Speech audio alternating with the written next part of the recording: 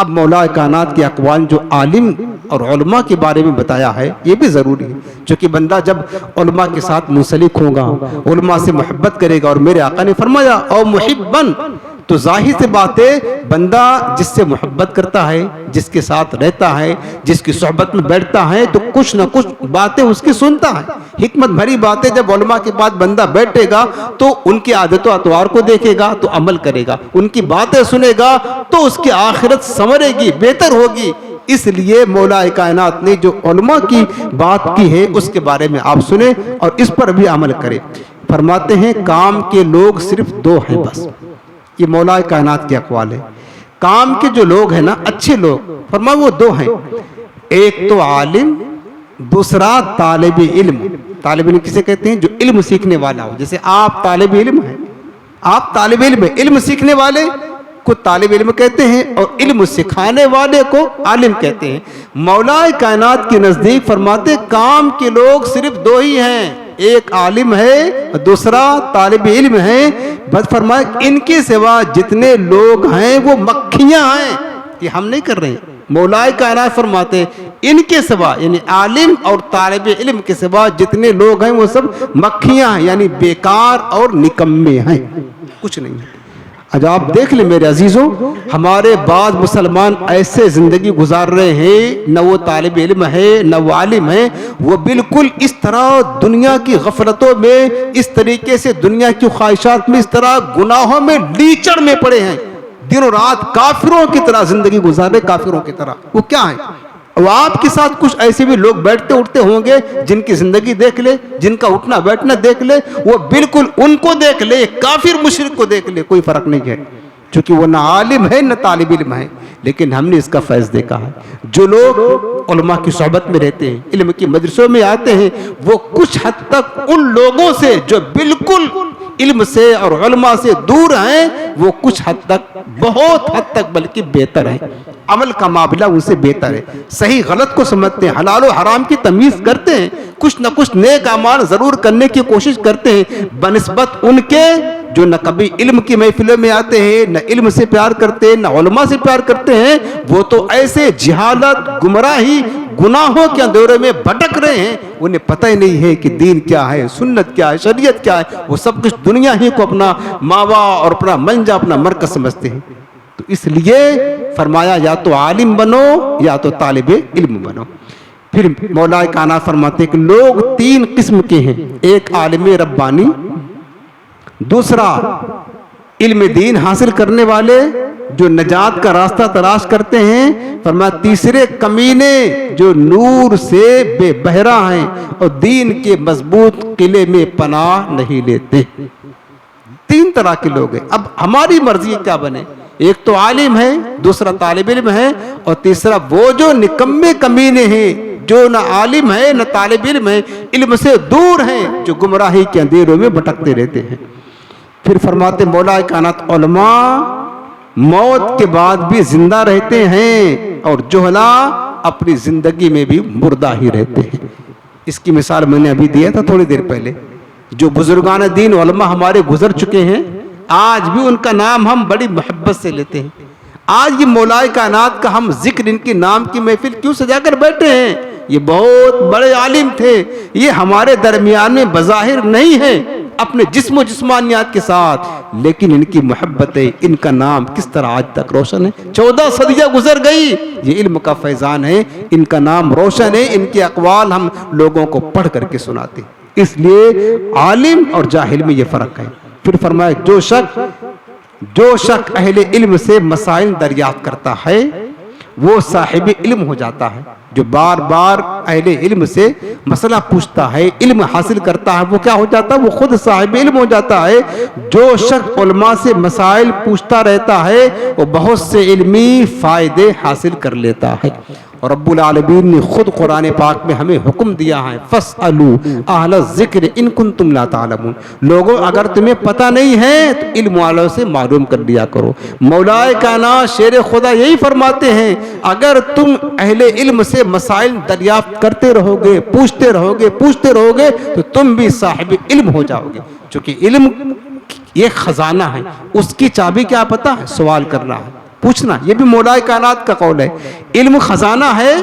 جب بھائی کمرہ بند ہو اس میں خزانہ ہو تو خزانہ کیسے ملے گا؟ جب آپ چابی لگائیں گے, تالا کھولیں گے تو خزانہ پا لیں گے. اسی طرح فرمایا علم تو خزانہ ہے, اس کی چابی سوال کرنا, پوچھنا ہے, معلومات حاصل کرنا ہے. جب آپ پوچھتے رہیں گے تو علم کے خزانے تک آپ کی رسائی ہو جائے گی اور آپ کو بھی علم کے خزانے سے حصہ ملے گا. پھر فرمایا مولا کائنات نے کہ علماء اس لیے غریب اور بے کس ہیں کہ جاہل لوگ زیادہ ہیں اور وہ ان کی قدر و منزلت نہیں کرتے. اس لیے فرماتے ہیں کہ علماء آج غریب ہیں, قدر ہیں, بے قدر سمجھے جاتے ہیں لوگوں میں, بے کس ہیں. ان کے پاس دنیاوی وسائل نہیں ہیں, زیادہ دنیاوی ذرائع نہیں جس طرح کے دنیا دار لوگوں کے پاس ہے, جس طرح کے جاہلوں کے پاس ہے. مولا کائنات فرماتے ہیں اس کی وجہ یہ ہے کہ یہ جو کیا کہتے ہیں جاہل لوگ ہیں, یہ علماء کی قدر نہیں کرتے ہیں, ان کا خیال نہیں رکھتے ہیں. اس وجہ سے آج علماء کا حال یہ ہے. اور یہی وجہ ہے کہ آج لوگ, مالدار لوگ اپنے بچوں کو دین نہیں پڑھانا چاہتے. آپ مدرسے میں, کسی بھی مدرسے میں جا کر کے دیکھ لیں, کسی بھی مدرسے میں سب سے زیادہ غریبوں کے بچے پڑھتے ہیں. سب سے زیادہ 99% بچے غریبوں کے رہتے ہیں.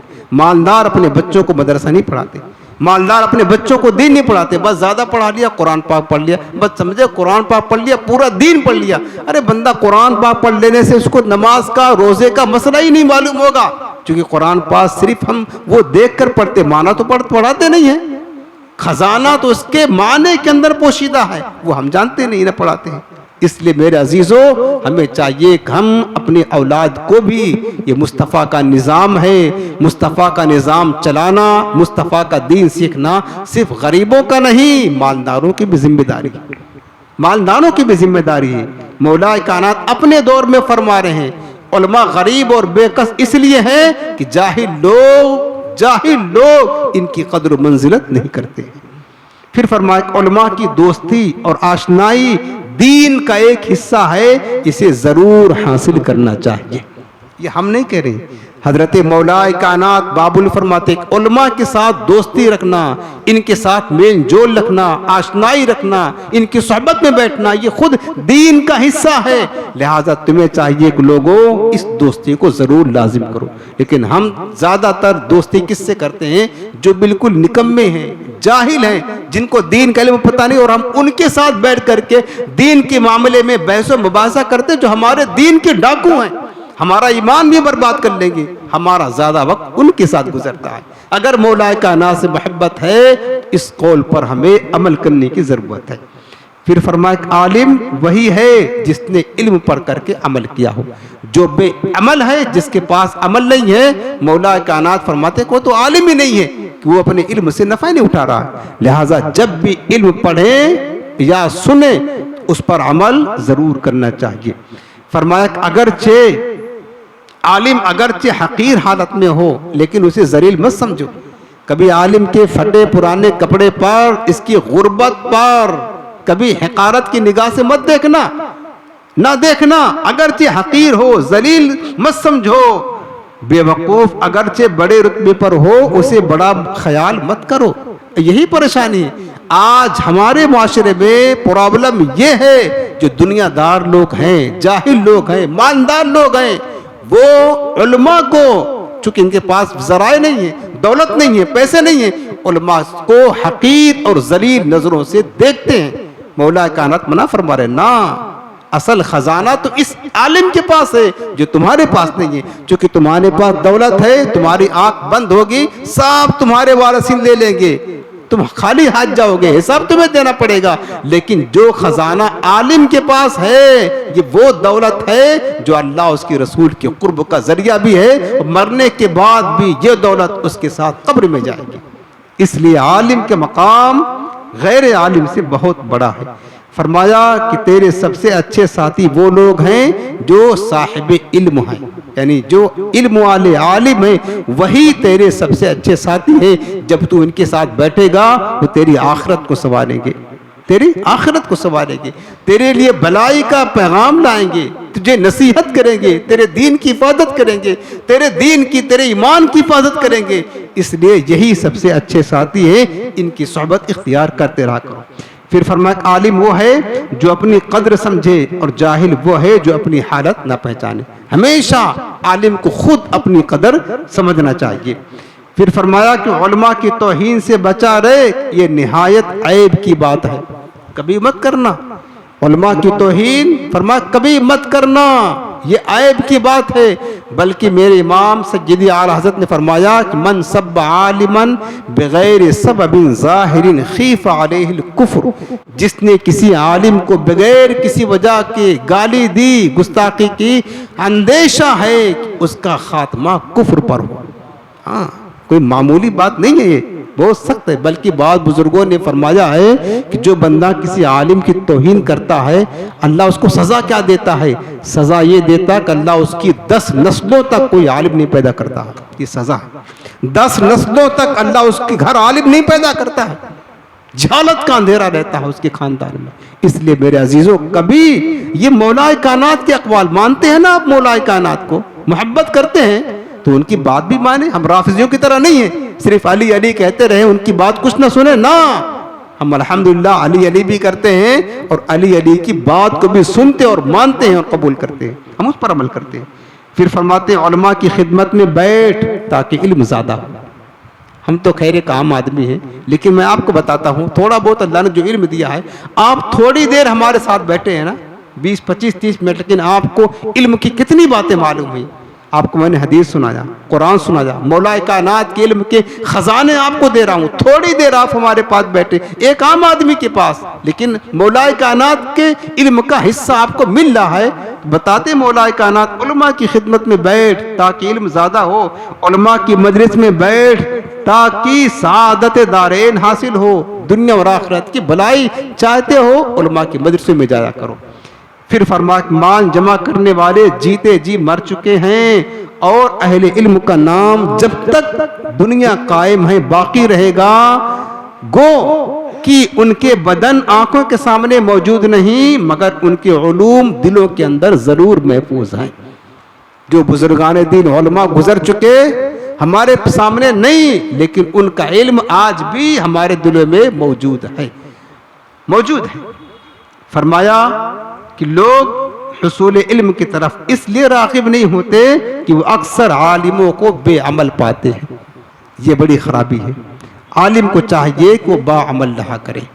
تو میرے عزیزوں، یہ چند اقوال مولا کائنات شیر خدا کے جو میں نے آپ کے عرض کیے علماء کے بارے میں، علم کے بارے میں، اس کو یاد رکھے، عمل کرو. اب آخری بات عرض کرتا ہوں، یہ بھی سیدنا مولا کائنات شیر خدا کے